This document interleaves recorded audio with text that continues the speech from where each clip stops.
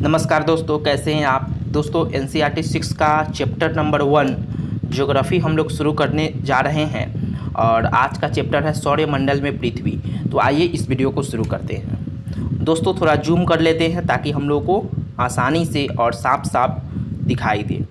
चलिए, सूर्यास्त के बाद आकाश को देखना कितना अच्छा लगता है। आसमान में पहले एक या दो चमकते बिंदु ही दिखते थे, लेकिन बाद में इसकी संख्या बढ़ती जाती है। आप उनकी गणना नहीं कर सकते। संपूर्ण आकाश छोटी छोटी चमकदार वस्तुओं से भर जाता है। इनमें से कुछ चमकीले होते हैं एवं कुछ धुंधले होते हैं। ऐसे प्रतीत होता है मानो आकाश में हीरे जड़े हों।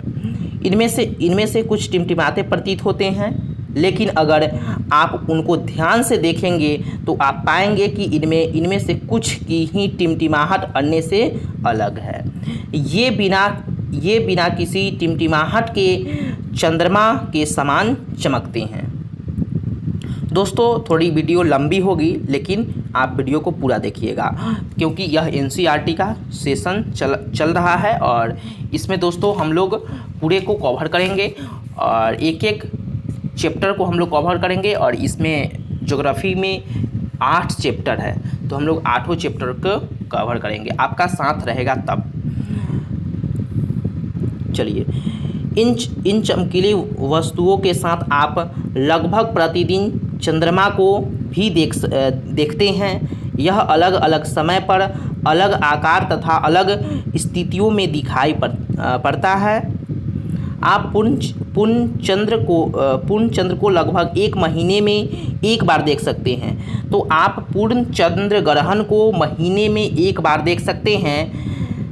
यह पूर्ण चंद्रमा वाली रात या पूर्णिमा होती है, तो आप पूर्णिमा को 1 महीने में एक बार देख सकते हैं। 15 दिन के बाद नहीं दिखाई दे सकते हैं। ये चंद्रमा की रात्रि अमावस्या की रात्रि होती है। ठीक है, आपको ध्यान रखना है। ऐसी रात में अगर आसमान साफ है तो आप आसमान का अवलोकन अच्छी तरह से कर सकते हैं।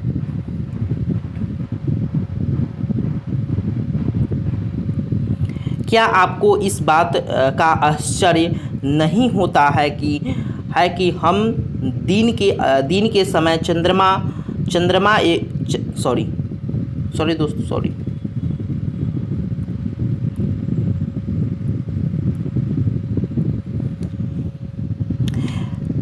क्या आपको इस बात का आश्चर्य नहीं होता है कि हम दिन के समय चंद्रमा एवं इन सभी छोटी चमकीली वस्तुओं को क्यों नहीं देख पाते? ऐसा इसलिए है क्योंकि सूर्य के अत्यधिक तेज प्रकाश के कारण रात के समय चमकने वाली वस्तुओं को हम दिन में नहीं देख सकते।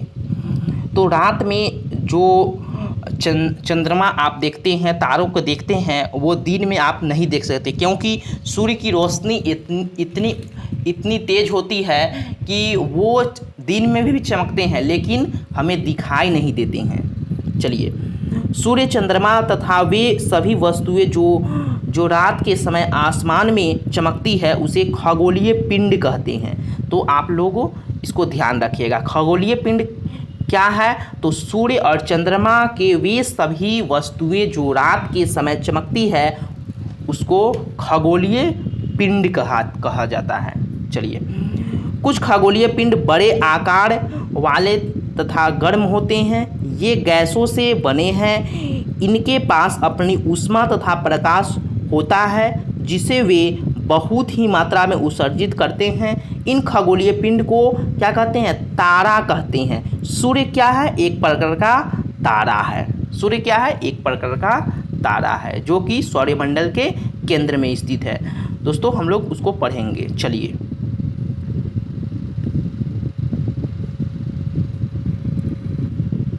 रात के समय चमकते हुए अनगिनत तारे सूर्य के समान ही हैं, लेकिन हमसे बहुत अधिक दूर होने के कारण हम लोग उसकी ऊष्मा या प्रकाश को महसूस नहीं करते तथा वे अत्यंत छोटे दिखाई देते हैं।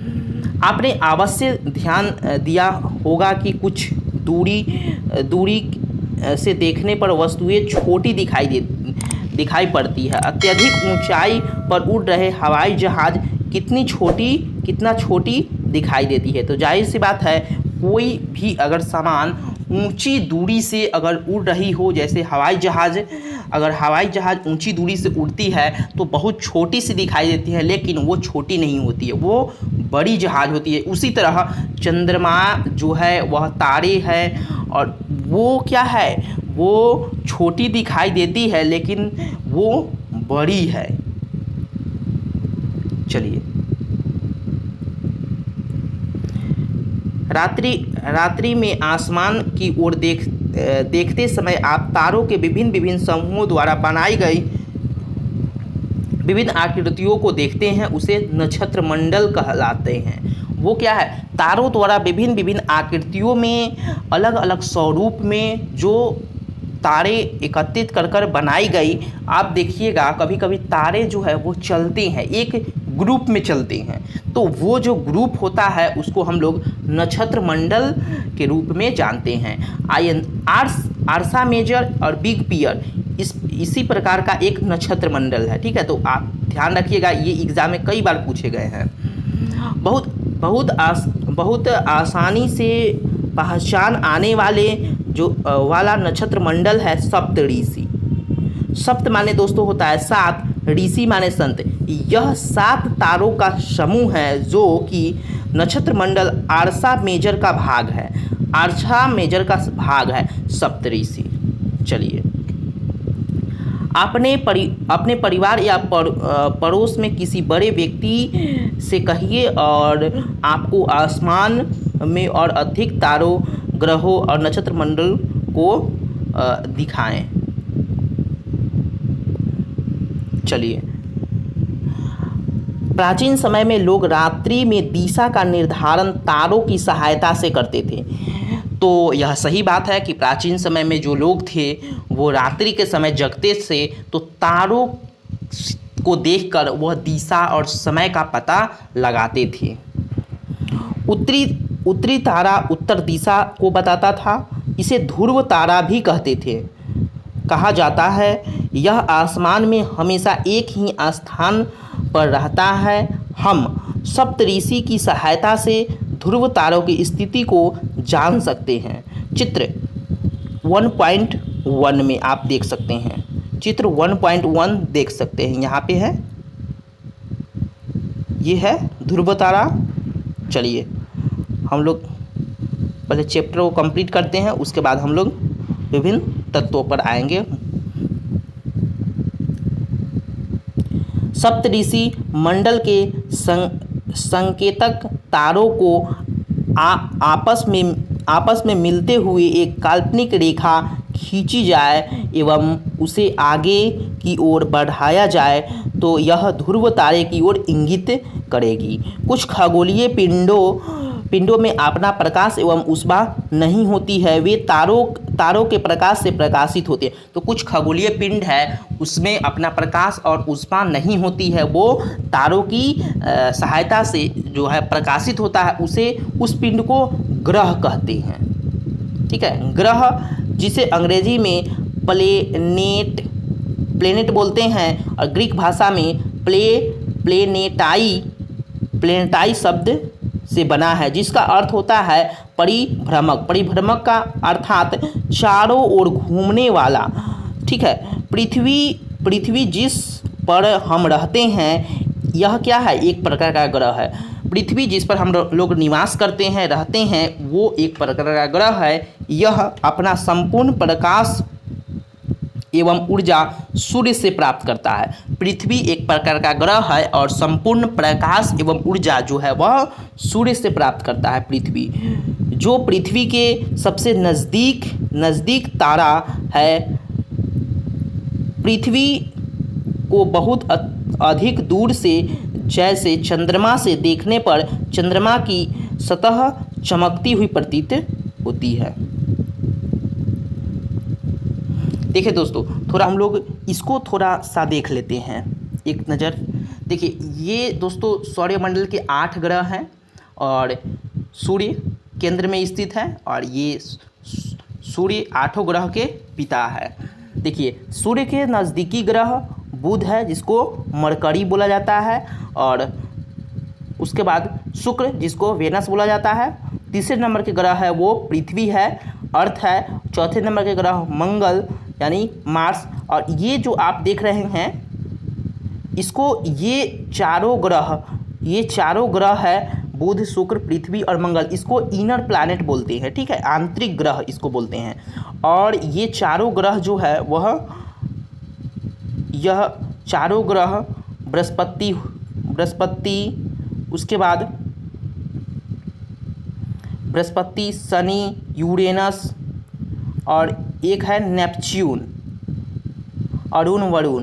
तो ये ग्रह को दोस्तों आउटर ग्रह यानी बाहरी ग्रह के रूप में जानते हैं, और सबसे बड़ा ग्रह जो है वह बृहस्पति ग्रह है। देखा जाए आकार में देखा जाए तो बृहस्पति ग्रह सबसे बड़ा ग्रह है, ठीक है। अगर घनत्व की दृष्टि से देखा जाए तो पृथ्वी सबसे जो है वह घनत्व की दृष्टि से सबसे यह बड़ा ग्रह है। चलिए देखिए दोस्तों, यहाँ पे हम लोग थोड़ा एक नज़र देख लेते हैं। एक मिनट दोस्तों, देखिए बुध सूर्य के चारों ओर परिक्रमा 88 दिन में बुध कर लेता है और अपने अक्ष पर 59 दिन में जो है वह बुध रोटेट करता है, घूमता है। शुक्र सूर्य के चारों ओर परिक्रमा 255 दिन में करता है और अपने अक्ष पर 243 दिन में यह घूमता है। पृथ्वी सूर्य के चारों ओर परिक्रमा 365 दिन में कर लेता है और अपने अक्ष पर एक दिन में यानी 12 घंटा दिन और 12 घंटा रात में यह घूम जाता है अपने अक्ष पर। और पृथ्वी पर देखा जाए तो चंद्रमा की संख्या 1 है। मंगल सूर्य के चारों ओर परिक्रमा यह 687 दिन में करता है और अपने अक्ष पर एक दिन में घूम जाता है, और चंद्रमा की पर इसकी संख्या देखा जाए मंगल पर तो 2 है।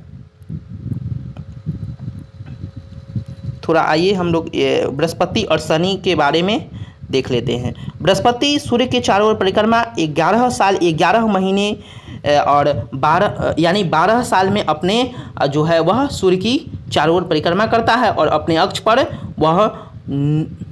अक्ष पर 9 घंटे 56 मिनट में घूम जाता है। यहाँ पे देखा जाए तो चंद्रमा की संख्या लगभग 53 है।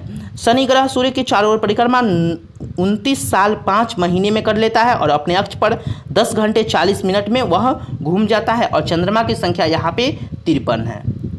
आइए देख लेते हैं हम लोग यूरेनस, उसके बाद नेपच्यून। तो यूरेनस अपने अक्ष पर की बात करें तो वो अपने अक्ष पर 17 घंटा 14 मिनट में घूमता है और सूर्य की परिक्रमा वह 84 साल में करता है। नेपच्यून देखा जाए तो नेपच्यून सूर्य के चारों ओर परिक्रमा 164 साल में करता है और अपने अक्ष पर 16 घंटा 7 मिनट में, और चंद्रमा की संख्या 13 है, ठीक है। चलिए आइए हम लोग आगे चलते हैं। आगे हम लोग डिटेल में पढ़ने का प्रयास करेंगे।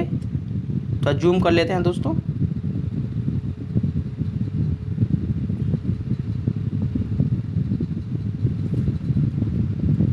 आसमान में दिखने वाले चंद्रमा एक उपग्रह है। आसमान में दिखने वाले चंद्रमा क्या है? एक उपग्रह है। यह हमारी पृथ्वी का सहचर है तथा इसके चारों ओर चक्कर लगाते हमारी पृथ्वी के समान 7 अन्य ग्रह हैं जो सूर्य से प्रकाश एवं ऊष्मा प्राप्त करते हैं। उनमें से कुछ के पास अपने चंद्रमा भी है। आइए अब हम लोग सौरमंडल के बारे में थोड़ा जान लेते हैं कि सौरमंडल क्या है। सूर्य के 8 ग्रह, उपग्रह तथा कुछ अन्य खगोलीय पिंड जैसे क्षुद्र ग्रह एवं उल्का पिंड मिलाकर सौरमंडल का निर्माण करते हैं और उसे हम सौर्य परिवार के नाम से जानते हैं, यानी मुखिया क्या है? जिनका मुखिया सूर्य है। तो सौरमंडल के 8 ग्रह, उपग्रह, खगोलीय पिंड, उल्काएं, क्षुद्र ग्रह, ये सब क्या है? सौरमंडल के भाग है और इसका मुखिया कौन है? सूर्य है, परिवार है। चलिए आइए हम पढ़ लेते हैं दोस्तों थोड़ा इसके बारे में। सूर्य, सबसे पहले हम लोग सूर्य के बारे में जानते हैं। सूर्य सौरमंडल के केंद्र में स्थित है। यह बहुत बड़ा है एवं अधिक गर्म गैसों से बना है। सूर्य क्या है? यह सौरमंडल के केंद्र में स्थित है और यह अत्यधिक बड़ा है और यह गर्म गैसों से मिलकर बना है। इसका खिंचाव बल इससे सौरमंडल को बांध रखता है। सूर्य सौरमंडल के लिए प्रकाश एवं ऊष्मा का एकमात्र स्रोत है, लेकिन हम इसकी अत्यधिक तेज ऊष्मा को महसूस नहीं करते क्योंकि सबसे नज़दीक का तारा होने के बावजूद हमें बहुत दूर, यानी सूर्य पृथ्वी से लगभग 15 करोड़ किलोमीटर की दूरी पर है। सूर्य देखा जाए तो पृथ्वी से 15 करोड़ किलोमीटर की यह दूरी पर है। चलिए आइए हम थोड़ा ग्रह के बारे में जानते हैं। तो हमारे सौरमंडल में 8 ग्रह हैं। कौन कौन? दूरी के अनुसार देखा जाए तो बुध सबसे नज़दीक ग्रह, उसके बाद शुक्र, पृथ्वी, मंगल, बृहस्पति, शनि और यूरेनस और नेपच्यून, अरुण जिसको वरुण बोलते हैं। चलिए सौरमंडल में सभी 8 ग्रह एक निश्चित पथ पर सूर्य के चक्कर लगाते हैं। उस रास्ते को दीर्घ वृत्ताकार में फैले हुए हैं। जब सूर्य के 8 ग्रह चक्कर लगाते हैं तो उस रास्ता को हम लोग कक्षा बोलते हैं, जो कि दीर्घ वृत्ताकार में फैला हुआ है। बुध सूर्य के सबसे नज़दीक का ग्रह है। अपनी कक्षा में सूर्य के चारों ओर एक चक्कर लगाने में 88 दिन लग जाता है। शुक्र को पृथ्वी का जुड़वा ग्रह के रूप में जानते हैं। शुक्र जो कि बुध के बाद का ग्रह शुक्र है, ठीक है, और शुक्र को पृथ्वी का जुड़वा ग्रह के रूप में जानते हैं और पृथ्वी का नज़दीक ग्रह शुक्र है क्योंकि इसका आकार और आकृति है लगभग पृथ्वी के समान है, इसलिए शुक्र को पृथ्वी का जुड़वा ग्रह या बहन के रूप में जानते हैं।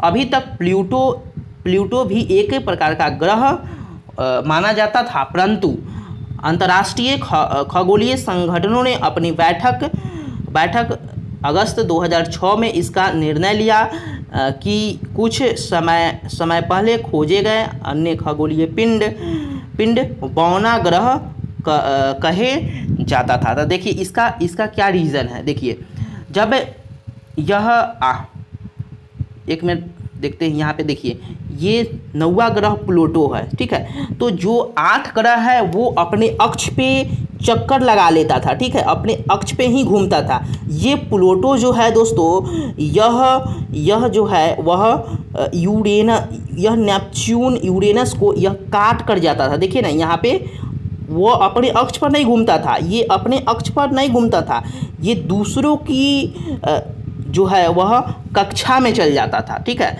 तो इसलिए प्लूटो को इस ग्रह की श्रेणी से 2003 में इसको हटा दिया गया है। चलिए आइए हम आगे थोड़ा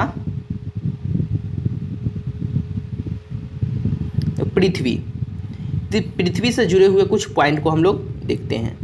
सबसे पहले यहाँ पे देख लेते हैं, प्रकाश की गति लगभग 3 लाख किलोमीटर प्रति सेकेंड की गति से आती है। उसके बाद सूर्य को पृथ्वी तक आने में लमसम 8 मिनट समय लग जाता है, ठीक है। तो आपके एग्ज़ाम में 8 मिनट 15 सेकेंड, 8 मिनट 20 सेकेंड रहेगा, तो आप जैसे ऑप्शन आपको लगेगा उस प्रकार का आप वहाँ पे सही करेंगे। चलिए पृथ्वी, सूर्य की दूरी के हिसाब से पृथ्वी तीसरे नंबर का ग्रह है और आकार में देखा जाए तो यह 5वें नंबर का सबसे बड़ा ग्रह है।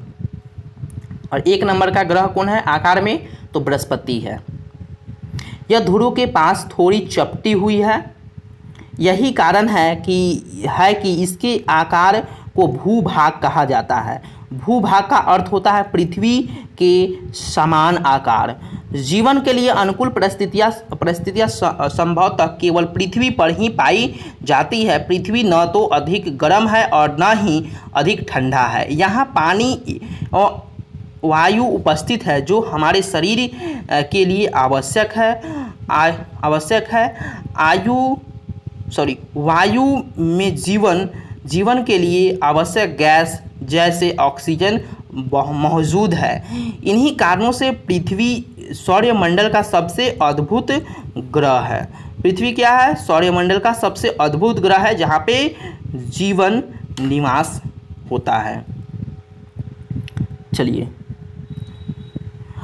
अंतरिक्ष से देखने पर पृथ्वी जो है वह नीले रंग की दिखाई देती है, क्योंकि इसका 2/3 सतह पानी से ढकी हुई है, इसलिए इसे नीला ग्रह भी कहा जाता है। तो पृथ्वी को नीला ग्रह भी कहा जाता है। चलिए, आइए हम लोग चंद्रमा के बारे में थोड़ा पढ़ लेते हैं। चंद्रमा, हमारी पृथ्वी के पास एक उपग्रह है जो है कि चंद्रमा है।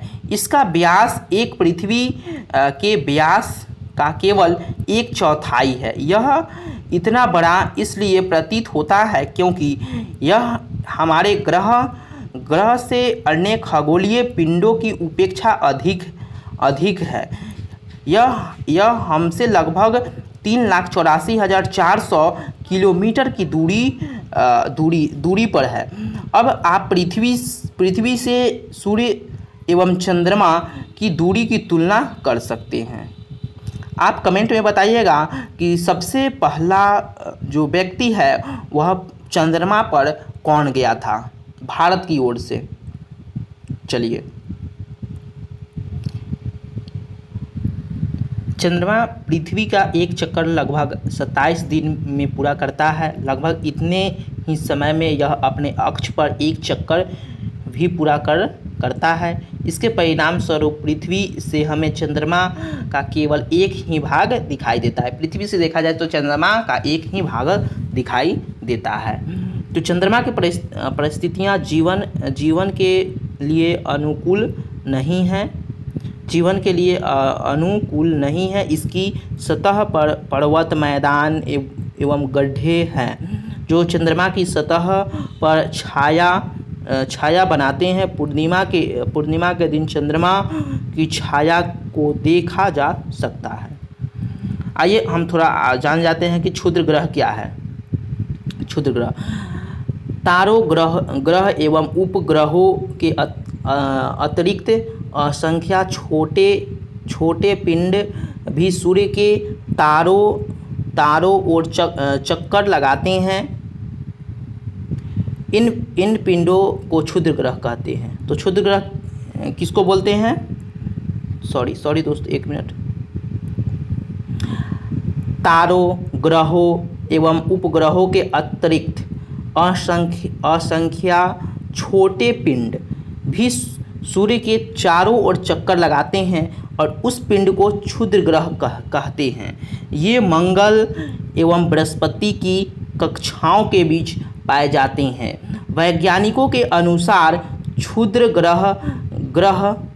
ग्रह की ही भाग है जो कि बहुत वर्ष पहले विस्फोट के बाद ग्रहों से टूटकर अलग हो गया। आइए हम थोड़ा जान जाते हैं कि उल्का पिंड क्या है। उल्का पिंड दोस्तों, ये देखिए, ये जो है वह क्षुद्र ग्रह है, ठीक है। आइए, ये जो आप देख रहे हैं ये आकाशगंगा है, गैलेक्सी है। आइए हम थोड़ा इसके उल्का पिंड के बारे में जानते हैं। तो सूर्य के चारों ओर चक्कर लगाने वाले पत्थरों के छोटे छोटे टुकड़े को उल्का पिंड कहते हैं। सूर्य के चारों ओर चक्कर लगाने वाले पत्थरों के छोटे छोटे टुकड़े को क्या कहते हैं? उल्का पिंड कहते हैं। कभी कभी ये उल्का पिंड पृथ्वी के इतने नज़दीक आ जाते हैं कि इसकी प्रवृत्ति पृथ्वी पर गिरने की होती है। इस प्रक्रिया के दौरान वायु के साथ घर्षण होने के कारण ये गर्म होकर जल जाते हैं। परिणाम स्वरूप चमकदार प्रकाश उत्पन्न होता है। कभी कभी कोई उल्का पूरी तरह से जले बिना पृथ्वी पर गिर जाते हैं, जिससे धरातल पर गड्ढे बन जाते हैं। क्या आपने तारों वाले खुले आकाश में एक ओर से दूसरी ओर तक फैली चौड़ी सफ़ेद पट्टी की एक तरह एक चमकदार रास्ते को देखा है?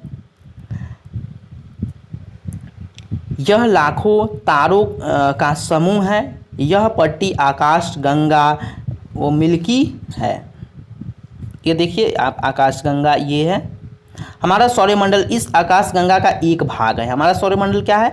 आकाश गंगा का भाग है। प्राचीन भारत में इसकी कल्पना आकाश में प्रकाश की एक बहती नदी से की गई है। इस प्रकाश इसका नाम आकाश गंगा पड़ा। आकाश गंगा करोड़ों तारों, बादलों तथा गैसों का ही एक प्रणाली है। इस प्रकार की लाखों आकाशगंगा मिलाकर ब्रह्मांड का निर्माण करती है। ब्रह्मांड की विशालता की कल्पना करना अत्यधिक कठिन है। वैज्ञानिकों भी अभी भी इसके बारे में अधिक से अधिक जानकारी एकत्र करने में जुटे हैं। इसके आकार संबंध में कोई जानकारी नहीं है, लेकिन फिर भी हम जानते हैं कि सभी इसी ब्रह्मांड का हिस्सा है। ठीक है, तो ब्रह्मांड का पता लगाने के लिए सभी वैज्ञानिक यह पता लगा रहे हैं कि ब्रह्मांड कहाँ तक फैला हुआ है, लेकिन अभी इसका पता नहीं चला है। तो यहाँ पे आप देखिए हम लोग दोस्तों कहाँ हैं? तो पृथ्वी पर है। पृथ्वी कहाँ है? तो सौरमंडल में है। सौरमंडल कहाँ है? तो आकाशगंगा में है। और कई सारे आकाशगंगा मिलकर ब्रह्मांड का निर्माण करता है। ठीक है, चलिए दोस्तों यह प्रश्न आप देख सकते हैं और आप बना सकते हैं। ग्रह और तारों में क्या अंतर है? सौरमंडल से आप क्या समझते हैं? सूर्य से उसकी दूरी के अनुसार सभी ग्रहों के नाम लिखें। ठीक है, सूर्य की दूरी के अनुसार सभी ग्रहों के नाम, 8 ग्रहों के नाम आपको लिखना है। पृथ्वी की अद्भुत ग्रह क्यों कहा गया है? पृथ्वी को अद्भुत ग्रह क्यों कहा गया है? हम लोगों ने पढ़ा है। हम हमेशा चंद्रमा के एक ही भाग को देखते हैं, क्यों देखते हैं? ये भी हम लोगों ने पढ़ा है। उसके बाद ब्रह्मांड क्या है उसके बारे में आपको बताना है।